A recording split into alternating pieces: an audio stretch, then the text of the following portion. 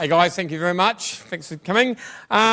It's interesting. Like when I used to do speeches, I do a lot of speeches about my life and what I've done and all that kind of stuff.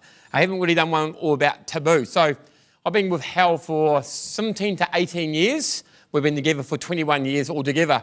It's quite interesting because quite blinded when you work and live and breathe Hal, you actually don't realise how bad bastards we are. Like, it was quite interesting. We've got books about us. You know, we've got a blackmail book, which I read just last night again. And it's quite incredible because it's quite shocking sometimes. And you look at the cards that you get, open up and have a look at all the marketing. You do forget.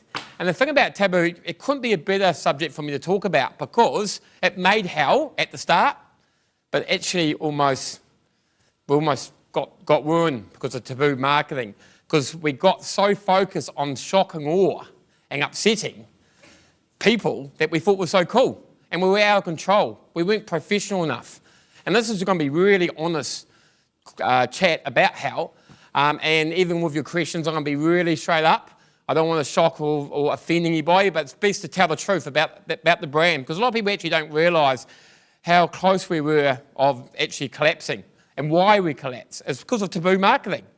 Because it's all about being a balance as a person as well. If you haven't got too many brains and you're all this one side, then you lose on another side. So it's all about being a balanced company. And I think what I'm really proud of now in 2017, well, even at 2014, 15, 16, 17, we really got our shit together. Our company now is 69 stores. We're booming. We've got happy franchisees, which is really important. Hopefully we've got happy customers. So this will be a bit of a story about that journey, the real highs, the real lows, the disasters, and why, okay? So I'll quickly talk about myself a little bit. I got kicked out of school when I was 15, 16, basically failed every single exam I did, to be honest. The only thing I ever passed was actually my driving licence, which is quite scary. But basically then, as I got kicked out of school, my art teacher came up to me and said, hey, you could become a hairdresser. I was like, oh, that's cool. I won a scholarship and did hairdressing and owned salons in Wellington. And that really taught me something about hairdressing, was actually contacts and people I met through hairdressing. And one thing I realised too during my 10 years of hairdressing is I was pretty average at it. So after 10... pretty shit, but people around me were really, really good. And that's actually a really important thing, is that what I've learned is got to have good people around you to make you look good. So hairdressing definitely did that for me. After 10 years, I got arthritis in my arms, and it was basically overnight. I woke up in the morning, and I couldn't believe it. It was absolutely unbelievable pain. So I went to the doctors. He said, right, you've got to quit. So I was like, okay. So I had this shops called Chaos, so I sold all of them. Didn't have to work. I actually, my youngest one, Oscar, my first one was called Oscar, and so I gave 3 years, didn't have to work for 3 years. It was pretty cruisy. And then what happened was some friends of mine said, you've got to try this pizza shop. It was awesome. They're so naughty. I was like, oh, okay, cool. You know, because that's what got me into hell. You know, I want to be I love the noise side. I love the way they did with the hearse, all the T-shirts. So I still remember my first day. I walked in the back of Kalburnie squash courts, and it was a mess. It was like dark tunnels. Walked with a friend of mine. I was like, what the hell is this? You know, and this guy, he was high as a kite serving me. I was like, what the, try these pizzas. And I looked at the menu. I studied the menu the next day and went, wow, this company is cool, really cool. So I applied for a franchise. Quickly before that, I used to manage rugby players as well. As a hairdresser, I used to cut the All Blacks and Hurricanes women's hair, and then I met their husbands, and most of them were getting whipped off by their managers. So I became a rugby manager in that time for 5 years as well. So I managed a couple of All Blacks and about eight Hurricanes, and that was cool. Everything was cool, good fun. Okay, so then with my rugby contact, I went to Hal and got turned down to a franchise in Kandala. So I was like, wow. So I went back to them and said, how come? They said, we don't like your rugby player he's an All Black, but he's a bit of a tosser. So I was like, oh, okay, got to get rid of him. Then went back and said, let's go, I'm really keen. So they took me to Hawke's Bay. So this is all about taboo and what taboo can happen. So I went from training in Cuba Street, the largest pizza shop in New Zealand, and it was awesome. It was, we were doing 30K a week, the pump, all the staff are happy. I was like, man, this is the best franchise. I'm going to make lots of money. It's going to be great. So anyway, I went to Hawke's Bay, opened up, me, my wife and 3 kids. We turned up and it was really interesting. I didn't realise that Hawke's Bay was a very extremely religious place. So, and that's the first part of learning, holy shit, what have I done? I have all my contacts. I've been in Wellington all my life. Big ego. I can do everything. Look at me. Moved to Hawke's Bay. Holy shit, And people didn't like hell. And the first thing, though, is that our opening, the boys turned up with a big hearse. And, of course, we're opposite from a church. Someone died. Church came out. There was our hearse there. Hell everywhere. So, and people didn't like that. And that was... And that was quite interesting. Also, in Wellington, you could get cool staff. It was really awesome, And that's something I really learned about being hairdresser as well. It's all about your staff. Look after your staff bring the clients in. The clients didn't come in because of me, they came in because of my staff. So I quickly learned my staff were very important. And Napier, I couldn't get any good staff. It sounds weird. So weird, I went back to Wellington and grabbed some staff, hired them more, gave them more money, gave them rent and that, and got them to Napier. So, there were a few hurdles. And then I just found that we weren't doing the big 30s every week. We're doing 10s to 15s. Yeah, sure, the first, opening, honeymoon we call it, first couple of weeks were crazy, it was going really well, but then it's just dropped. So then I bought another shop in Green Meadows in Hawke's Bay, because I thought, oh, no, this one will work as well. So I learnt quickly that it wasn't working after 2-3 years. And it was probably the first time I was actually going down. The more taboo marketing we did, the less it helped in Hawke's Bay. So it was really interesting. So, we all know about the taboo marketing, but I'll give you examples. The condom drop. So I quickly got something for you if you just read. We did condoms. So this is a classic story about how taboo can work for some places and won't work for others. So we did a condom drop. That was our first proper taboo marketing. Let's really upset them forever. We dropped condoms out to everyone in the leer boxes. And also, if you bought a Lust pizza, you could buy a condom. Well, that's a disaster in Hawke's Bay. Families went crazy, and not happy crazy, and newspaper and that, like crazy, To the point was, walking the door, I had 4 or 5 parents here waiting for me. I was like, holy shit, where's my wife? The good-looking one.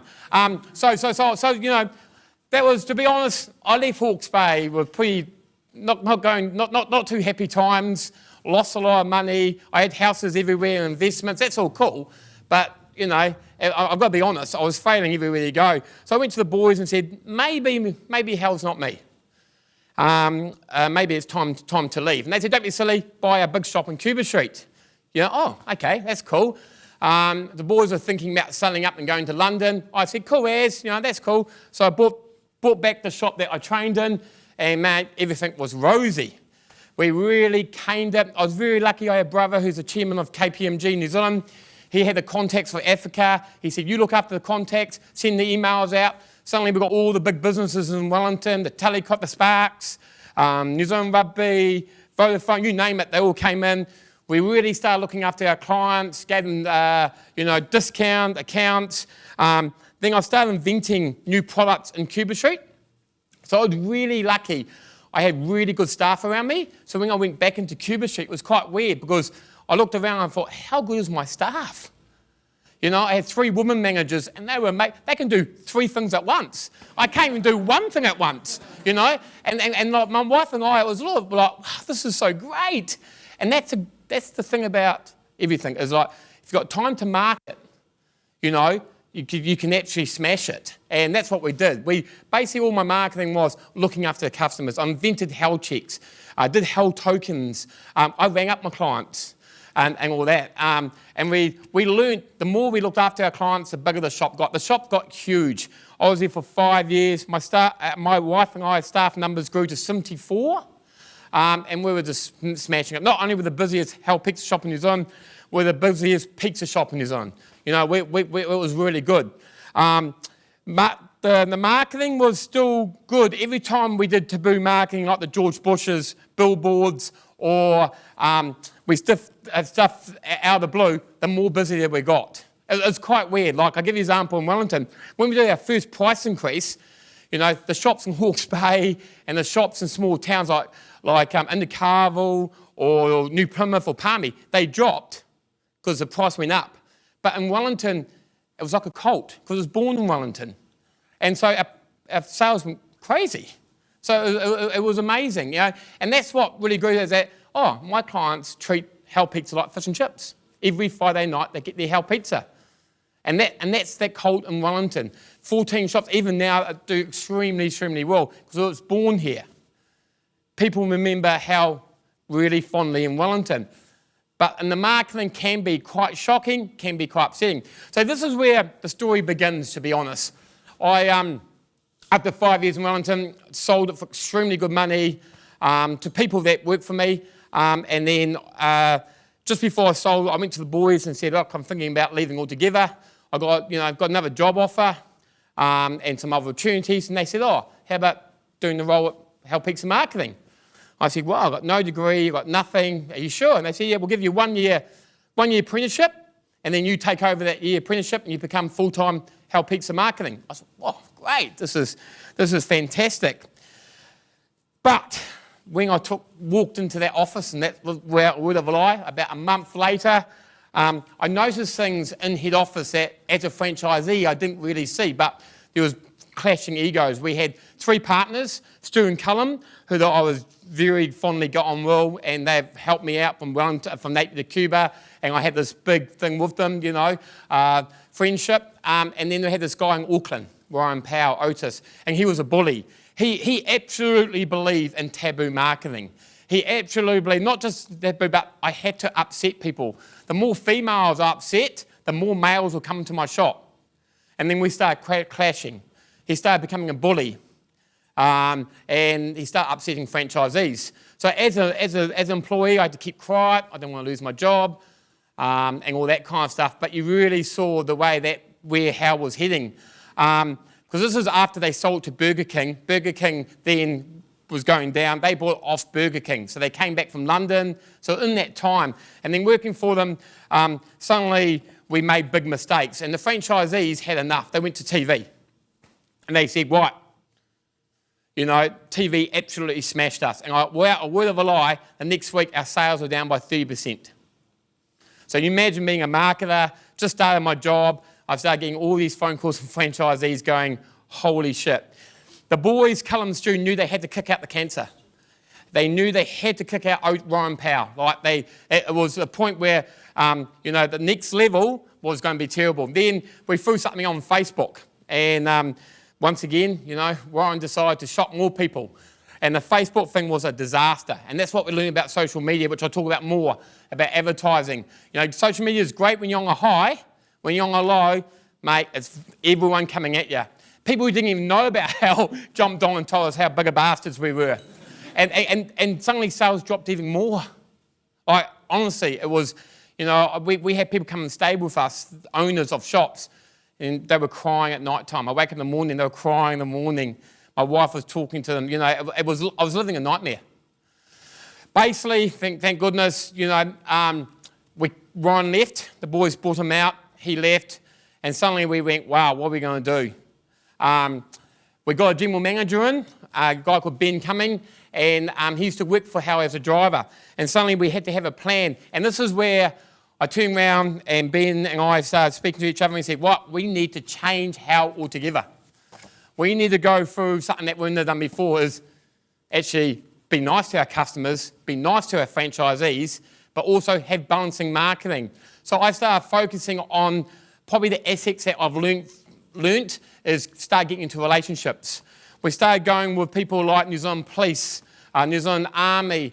I went to big companies, Fire Service, started talking to MediaWorks, Fairfax, all that kind of companies, and we started wanted to do charity works as well. But the other thing too, we looked at marketing. So I'm probably me and being are probably the guys who stopped taboo marketing in hell. And we'll talk about that later on, but we had to because our shops were going down. I mean, we lost about 11 to 12 shops. So 11 to 12 shops went broke. So it was crisis. And we were looking at about the 48, 47 mark shops. We forgot to focus on one thing, because if you concentrate on upsetting everyone and want to be, cool about the new billboards and all that kind of stuff and the condoms and all that, we forgot about the product. It was that simple, and we forgot to teach people how to make the product. Our franchisees, we just grabbed anyone franchisees, the highest bidder got the shop, but he wasn't going to teach the staff to make good product. So basically it was like, hold your horses, we need to start retraining, clean our shops up, then start again. And that's probably one of the biggest things that I learnt, is that as soon as we did that, our sales started going straight back up. So I'll give you an example about that. Probably the marketing the promotion on probably changed how I reckon was actually pizza roulette. So this is marketing that wasn't even meant to be marketing. We made it into a challenge. And it was a pure mistake because someone told someone about they had a hot slice of pizza from mistake and it burnt in their mouth and everyone laughed at them. And we went, wow, that sounds great game. And I think Stu had the idea of it. So we went, right, let's go for it. And then the thing about how pizza, what people got to realise, is actually a very small office. So with the 69 stores, we've basically got two owners, Callum and Stu. We've got General Manager Ben Cumming, who's only 34, 35 years old. One marketer, me, that's it. One designer. We don't even have an agency. We have Barnes and Capmere, which is an advertising agency, which we go to them when we've got some ideas, which I'll talk about later. And then we've got 4 or 5 other people who audits the shops. Years ago, we only had one. So suddenly we've got guys, we call them policemen, going around making the shops up to scratch. So that's how altogether. So pizza roulette was the one which changed the ball game. Not only pizza roulette was so good, but everyone jumped in doing it. But it was meant to be for the ultimate sharing pizza. But what was bizarre, this one guy. So do we all know about pizza roulette? So basically, you get the world hottest sauce. This guy's a real loose dude from America, and seriously, he put it on his tongue, it shows you blisters. Anyway, you drop 3 drops on a slice of pizza, no one knows where the pizza is, they get the box, they whip the sticker up, they sign their rights, and then the one that gets the hottest pizza has to eat the hottest pizza.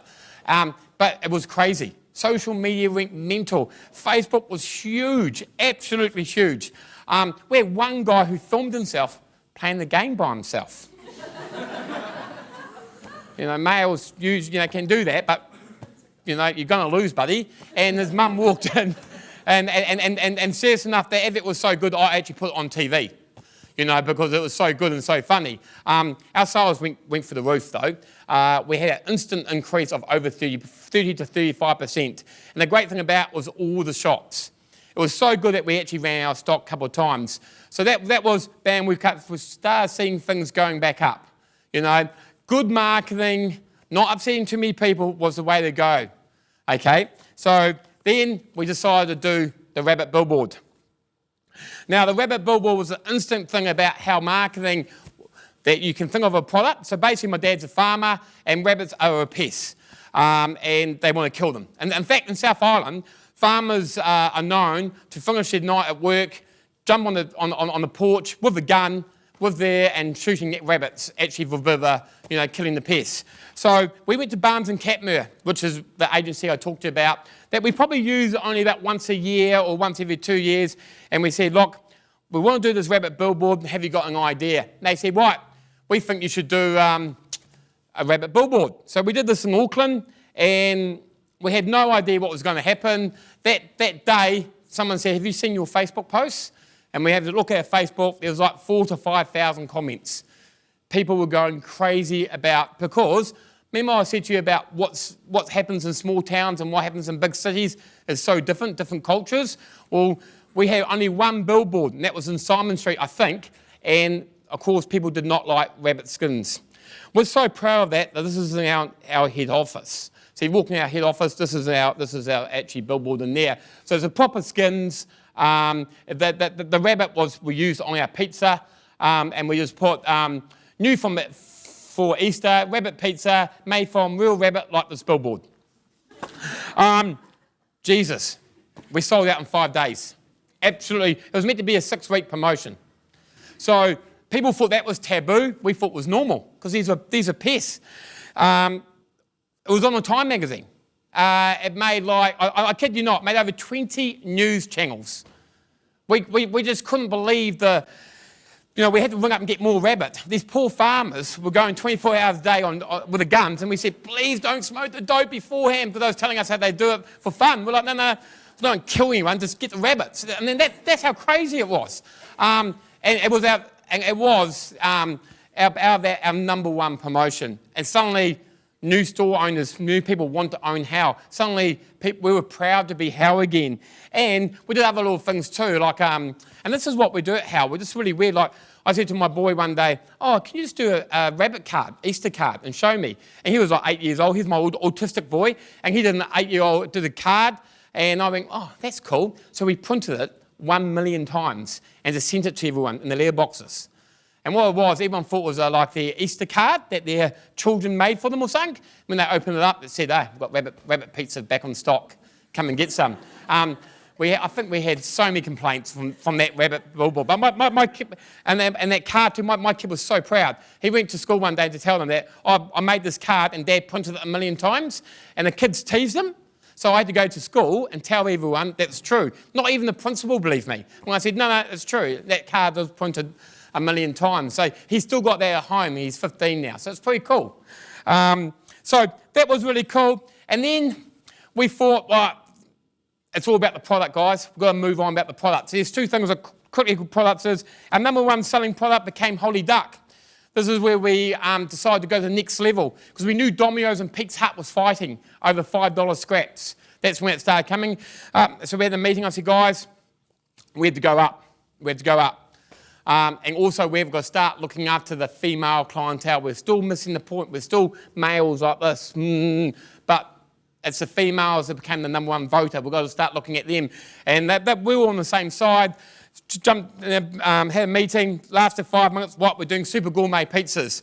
A Holy Duck was the most popular super gourmet pizza we've ever done.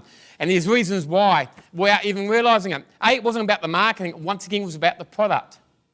So if the product's really good, the marketing becomes effective. That's all it is. So that's what we learned. We're learning this all the time. And I think we're in 15 years of business and we're learning. Once again, we've got sold out 4 times with Holy Duck. But the big thing that we got in was gave us a new clientele, the Chinese clientele. Because the duck was made with Hong sauce, a Chinese sauce. We didn't even realise. But it was very popular in Auckland and Christchurch. They sold out so fast it wasn't even funny. And what we learned through social media, the Chinese are very, very effective. They do our advertising for us. So that's what we quickly learned. Because my budgets aren't a lot. The restaurant brands and the Burger Kings, you're looking at $18, $19 million a year. My budget is $1.2 million. That's all I got, $1.2 million. We only charge our franchisees 3% each week for their marketing. So it's not a greedy business like that. We've grown up. The franchisees, Stu and Callum really have, and Ben, have really done it well. The franchisees are making money. The franchisees are really happy. So the next, probably a big step of the How journey, and one thing I really learned about is this, free range. Easily, out of all our marketing, probably the most opposite taboo you can ever get is this, free range. And it was Callum Davies' idea, one of the founders. He came to us, and the marketing of that was not to put the price up. By not putting the price up, but getting free range, because free range is expensive. But typical Callum and Stu, and we not only went free range, but we got our own bloody farm. So we went to Tegel and said, we want to go free range, but we want to go free range properly. And this is a thing that I quickly learnt. If you're doing something that no one else is doing, or no one else is doing 100%, you've got a winner. Because you're putting your balls on the line. So with free range, you had other companies like Burger King, Burger Fuel, that didn't really get it. They only did free range bacon or free range. They didn't go full. We went the whole hog. Every single thing on our pizza is completely free range. It is a nightmare, a financially nightmare. Your food costs, your chicken's 28% increase. Your pork, I mean, to find free range pork is mental, especially when you've got 69 stores booming. We were having record sales before that. When we did free range, sales went up by another 30%, guys. We had first-time franchisees queuing up wanting to buy 2 or 3 shops. But we learned from the past that we can't do that because it's all about good franchisees looking after your good staff. All this other stuff, this marketing, we can say how great we are. Look at us. It comes on, the product has to be good. Same as free range. By not putting up the price, people said you're doing it for the right reasons. If we put up the price, which we should have, seriously, we should put the pizzas up by another $1. Easily. But we didn't. The franchisees took the cost of it. We took the cost of it. Part of marketing paid for some of the food because it was such a big pillar. And then I had to advertise it. And that's when we went to general advertising because we were now a mainstream business. It's great to have that taboo and that shocking and that awe factor when you have 8 or 9 shops, guys, because that's free marketing because people are talking about you, how mean and mad you guys are and how we take on Domino's and Pizza Hut. And we were like, Kiwis love the underdogs. But we weren't underdogs anymore. We're mainstream. You know, our shops were taking on, you know, it was quite interesting. I spoke to a McDonald's marketer about a couple of years ago, and he couldn't believe it when I said to him, I think we're up about 30-something% this year. And he was like, we're down by 8%. So, you know, that was a quite a thing. The funny thing about McDonald's, they wanted to go to free range in New Zealand, but they couldn't because they couldn't get enough free range eggs. So they were so big they couldn't do it. We were in that middle where we didn't want to be too big, but because we can get enough supply, then we can go free range. And that changed how altogether. Suddenly, our female clientele came in through the doors. The males were coming in with the females saying, go and buy free range. We quickly learnt, holy hell, guys, this is a whole new business.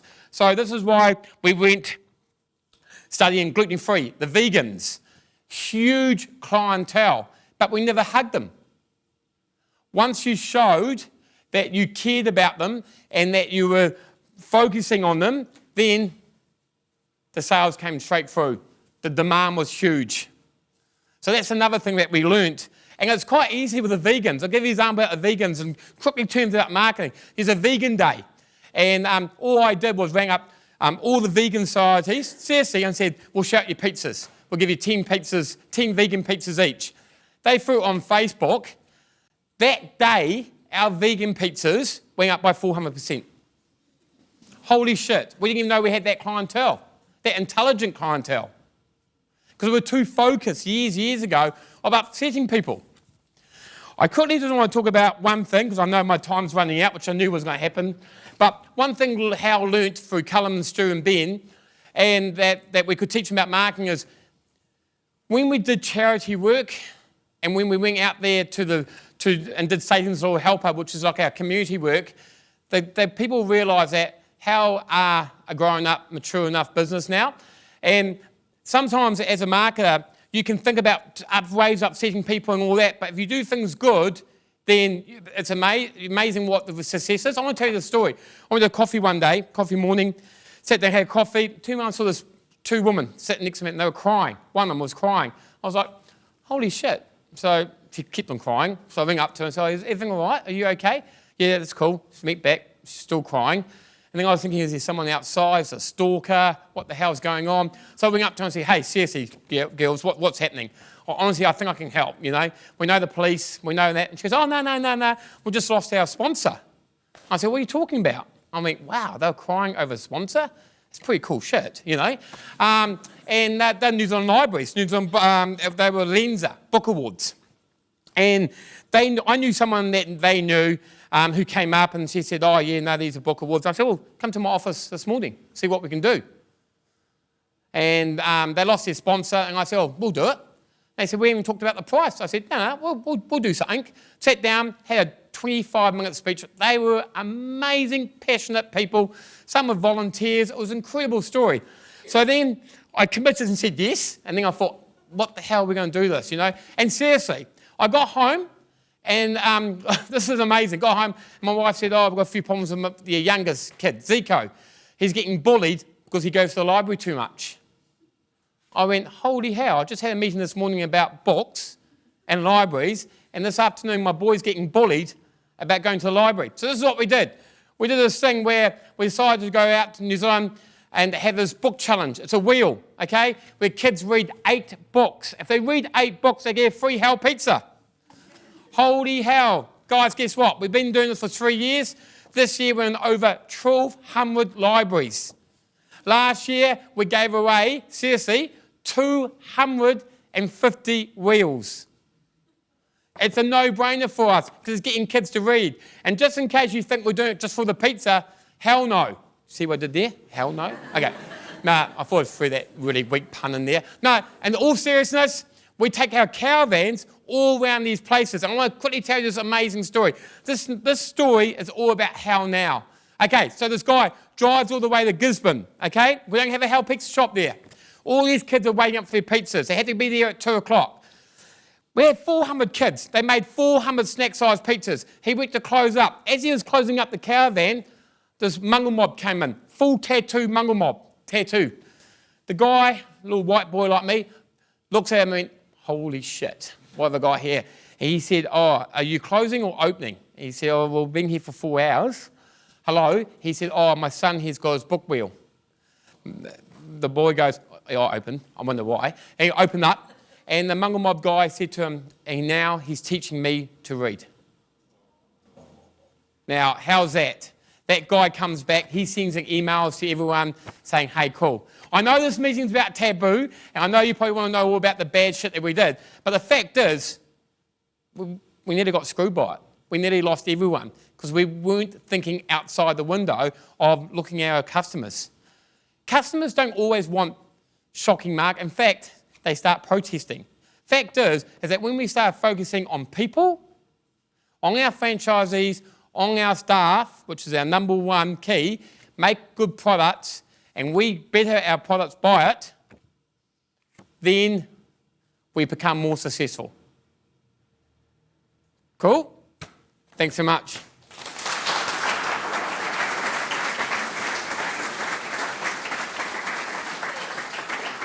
Yeah.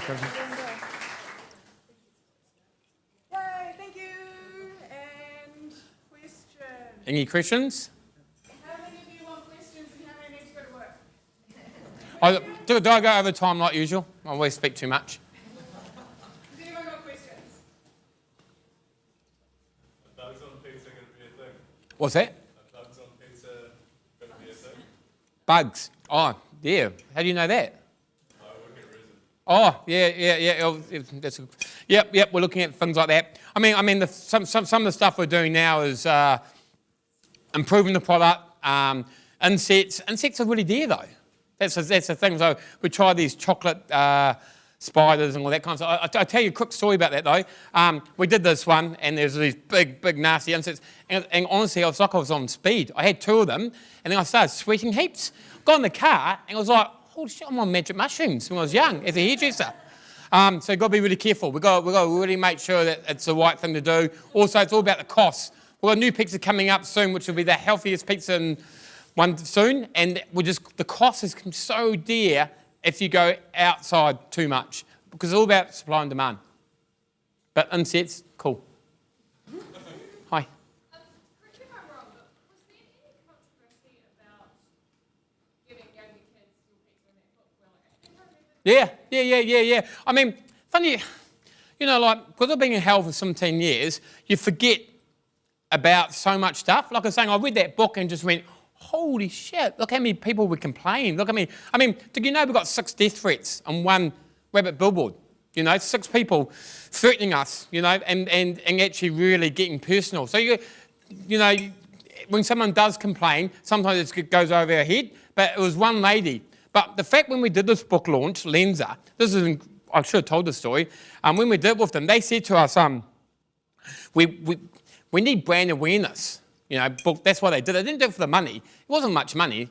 It's like 20K to go to book council. But the wheels and the pizzas are hundreds of thousands of dollars, of course. But the quite amazing thing is when we launched it, it took one person to complain. And one person complained, TV1, TV3 picked it up, and suddenly we did big interviews. Our general manager, he nailed it on TV. But they came round, Lenza came to us and said, holy hell, it took us 10 years to get anything, and next month it took one complaint. So it's quite interesting. I remember one morning, I got this phone call. This guy was complaining about our injection pens. Have you seen our injection pens? And then I said, oh, just go to the media then, you dick, and hang up on him. And he did. You know, wanker. But no. But he didn't realise I wanted to do that, you know, and I was in a foul mood. So that was good, you know. I mean, we were so proud. We were giving out each other high fives because it's a little injection pen, you know. And his kids stole it in the library as well, the little shit. It wasn't even for him. So that's another thing we've got to be really careful with. But, yeah. Anything else?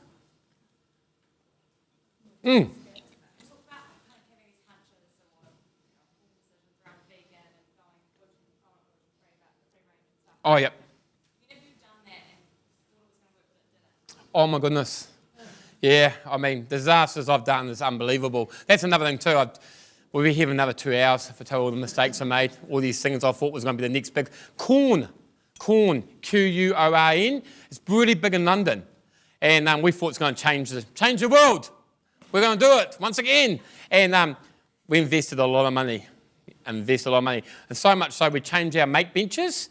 So you had your normal meats, you had your vegetarian, and you had your corn food. And we were like, this is going to be big. You know, you watch a vegetarian, it's going to be, I spent all this money on it. I've spent like $200,000 advertising it.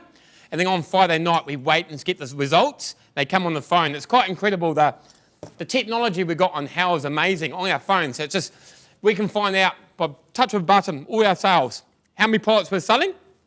So I'll give you an example. You know, the duck, we sold 1,500 doubles in one night. With corn, we put so much more money in it, I think we sold like 15. And, you know, we're like, oh, it could be something wrong with the figures. Something wrong with the... And then we looked at it, the next day was 9. So, you know, what's big in the UK?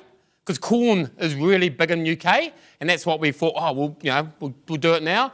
So that's why we got to focus on ourselves in New Zealand and that kind of stuff as well. But there's other things like my boy, when he was 11 years old, said, I'm a big boy now, Dad. Can I have an Angus burger?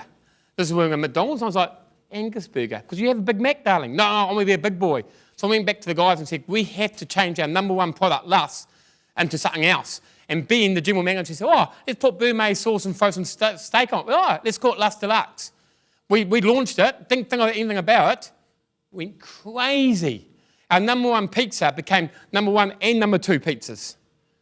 Sales went through, over 30%, every shop. But the small towns went really well. Because that's the thing about, you go to Cuba Street, and let's say they did a $4,000 night or something, and you have look at all the pizzas, you got your vegetarians, you got your chickens, and then you got your meats. But it's quite evenly shared. You go to Masterton, they buy Luss Deluxe, Greed. That's it. Seriously, that's, boom, I want my, you know. So that's another thing, learning about the 69 shops and try and teach the franchisees when we've got a small budget spend, we are concentrating on most of the shops, not just one. But corn was a disaster. That's a good question because I had that on my thing. If you have a question, come see me after because we've got some vouchers. Thank you to Jason. And we have Thanks. Evangelist. Thank you. Thanks so much. Thank you. No problem at all. Thanks, guys.